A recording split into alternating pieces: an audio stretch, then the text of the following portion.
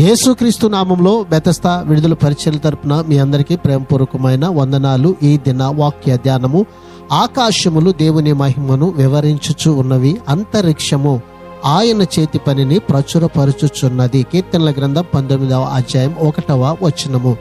దేవునికి ఉన్న సాక్షుల గురించి ఈ కీర్తనలో రాసి ఉంది. దానిలో ఒకటి, దేవుడు కలుగ చేసిన సృష్టి. రెండవదిగా, దేవుడు వెల్లడించిన ఉపదేశాలు.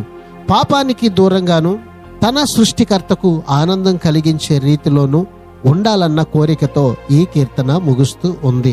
ఈ సృష్టి దేవునిని మహిమపరుస్తూ ఉండగా, ఆయన చేతి పని అయిన మనము ఇంకా ఎక్కువగా ఆయనను మహిమపరచాలి. అట్టి కృపను, ధన్యతను ఈ దినాన ప్రభు మనందరికీ దయచేయును గాక. ప్రార్థన.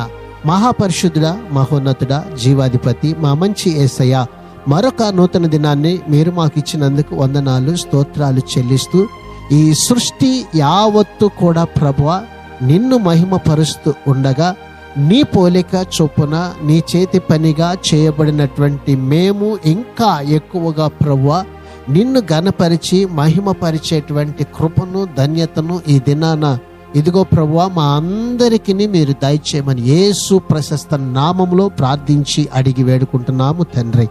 ఆమెన్.